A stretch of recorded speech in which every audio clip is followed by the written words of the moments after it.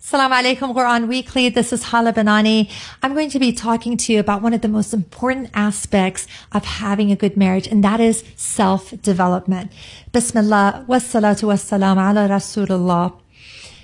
Inna Allah la yughayyiru ma biqawmin hatta yughayyiru ma bi anfusihim.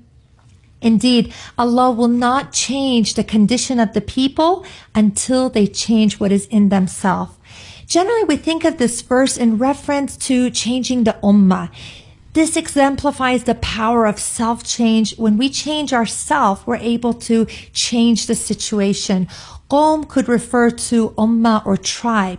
We can take lessons from this verse that if changing yourself is so powerful that it can change an ummah, imagine what it can do for your marriage, to change your marriage. Your marriage is not going to change until you spend time on changing yourself, your habit, your attitude.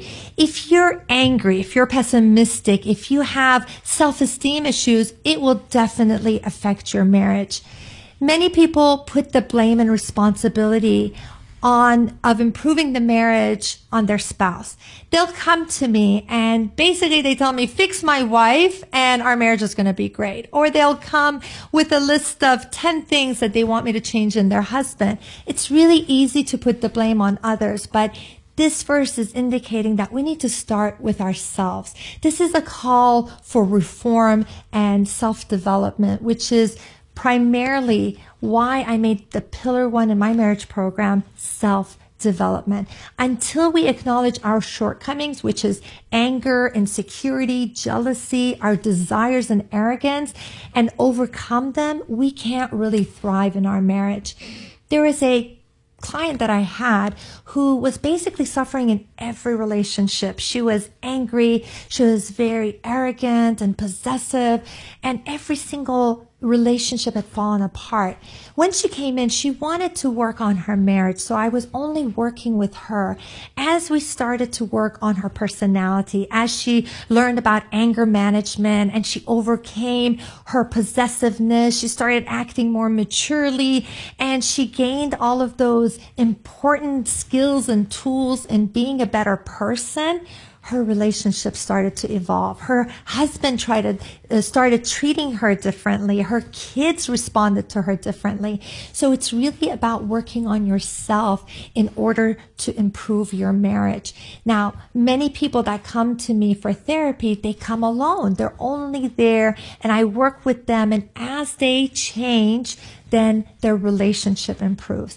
And it's really important to realize that peace and happiness needs to come from within. You can't depend on your spouse to make you happy. Many people are waiting to meet Mr. Right or meet Miss Right to be happy finally. But really, you have to work within. You have to get that peace. You have to have that happiness within yourself in order to come into the marriage, to be able to provide and give in the marriage. It's essential to grow spiritually, emotionally, and in every aspect of your life. And this self-growth and self-development is so critical. If we don't spend time in changing ourselves, we can't expect the marriage to improve. I had one male client recently that postponed getting engaged because he wanted to overcome his addiction to watching inappropriate material before he got married. And that's admirable, to be able to prioritize working on yourself prior to getting married. It's really important to adjust our intention when we want to make a change. إِنَّمَا الْأَعْمَالُ بِالنِّيَّاتِ, that verily our deeds are by our intentions. So if we make our intention to change in order to please Allah, first and foremost, I want to be a better person. I want to be more devout. I want to be a more giving, more compassionate person. So first, we're doing it to please Allah. Then it's about changing to improve on a personal level. I want to be a better person. I want to be someone that I myself can be proud of. And then you do it with the intention of improving your marriage. Many times when people go in with the wrong intention, or they're going in with just the intention of pleasing other people, if their change is not acknowledged, if no one is appreciating that, then they're going to get discouraged and they're going to stop. But when you go in with the intention of wanting to please Allah and wanting to be a better person, so regardless of whether anyone appreciates you or anyone acknowledges you, you're still committed to making that long-lasting change. In doing therapy for the past 20 years, I've noticed that there are certain characteristics that need to be improved in the sisters, and some characteristics that could be improved in men in order to improve the relationship. So self-improvement for women, I would summarize it in 3 different areas. One is emotional stability. That is having control over your emotions, not being a drama queen, not overreacting, not crying and yelling excessively, because these are the things that the brothers complain about the most about their wives. They feel that they're walking on eggshells. They feel that they're dealing with someone who is a ticking time bomb. They don't know what's going to set her off. And so this creates a lot of insecurity and a lot of lack of trust in the relationship, where the husband will not know what's going to set his wife off. So having that emotional stability of being in control of yourself is really critical. The second thing is being secure.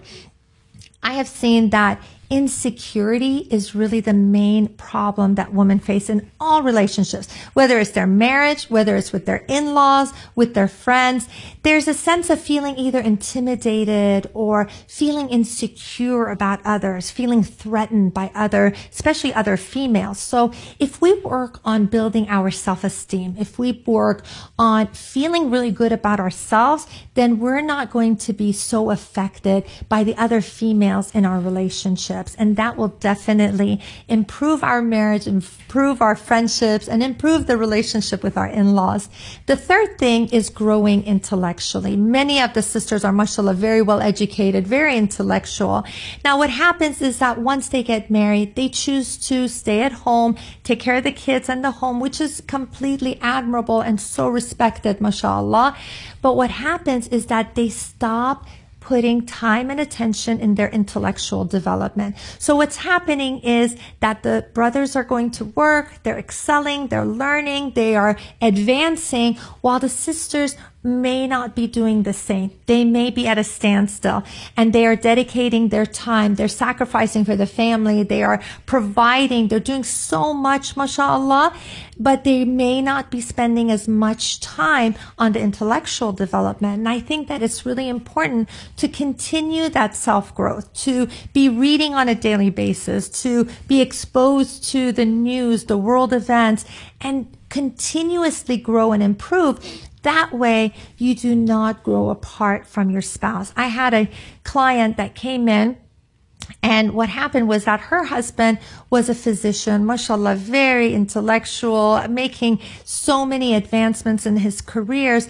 And since she was staying at home, and she was also very intelligent, very educated, but she had become so consumed with taking care of the kids in the home, where they started growing apart. They were no longer as stimulated when they were having their conversations. And I think that that's critical to continuously work on gaining that intellectual stimulation. Now, self-improvement in men could be summarized in 3 different areas. One is self-control, not being verbally, emotionally, or physically abusive. This is a big one, and this is where a lot of sisters complain about their husbands, that, he has a temper. He just loses it. He yells and screams and says hurtful things to me. And sometimes, unfortunately, some brothers will get so upset that they may act physically towards their wife. I had one client who they were newlyweds and they were just having a discussion about the in-laws. She was very frustrated from her in-laws and she consistently complained to him, and he kept telling her, stop saying that. I can't hear you say that. And she kept at it, and finally he got so angry that he ended up slapping her, and he felt devastated. He was like, I never thought I would hit my wife. He was crying in the session. That is like, this is so unlike me. This is very uncharacteristic of me, but she just wouldn't stop. But we need to learn how to control our emotions, because once you say something, once you act in a certain way, you can't ever take it back. And that was something that changed their relationship forever. When someone becomes physical in the relationship, when you say something offensive or hurtful, your relationship changes and you can never get it back. I remember one brother who came in for therapy, and he was telling me, it was all my fault. And I told him, are you being sarcastic? Is that what she told you? And he said, no, it was truly all my fault. She was a wonderful wife. She was a great mother. She did everything, and I just didn't acknowledge her. I didn't appreciate her. I didn't tell her anything. And now she's filing for divorce. She's filing for divorce, and I have no one to blame but myself. And it was so sad. The day that he went to court, he had a session with me, and he told me, he said, I went in court and I fell to my knees. I kissed her feet. I told her, please don't do this. Don't end our marriage. And it was too late. Was too late. So the second way that brothers can improve themselves is by being expressive. You need to learn to express your emotions. I know that many of you may not be comfortable with that. It feels awkward. It's just not part of your personality. But you need to change that in order to make your spouse happy. And part of our goal is to keep chipping away at our negative traits until we become that ideal Islamic personality. We need to aspire to be like the Prophet sallallahu alaihi wasallam. And regardless of what our personalities are like, we need to keep working on ourselves until we get there. It's really important to continuously learn and grow on an emotional level. Take some courses on marriage. Take some self-development books on how you can understand yourself better. Maybe do some parenting courses together where you can be on the same page. And I know that many of you are so caught up with work and providing for the family, you don't have as much time. So maybe you can decide to have a book that you're reading together with your spouse, maybe an audio book, put it on fast speed, listen to it together and discuss it in order to continuously be on the same page and grow both spiritually and emotionally. The last thing that I would recommend is that you become appealing for your spouse. So you've worked on yourself, you have changed certain aspects of your personality, and then it's about finding out what your spouse likes, because each person has their own likes and dislikes. So find out what it is, how your spouse likes you to dress, what is it that they enjoy, and what is it that you can do to make them feel loved.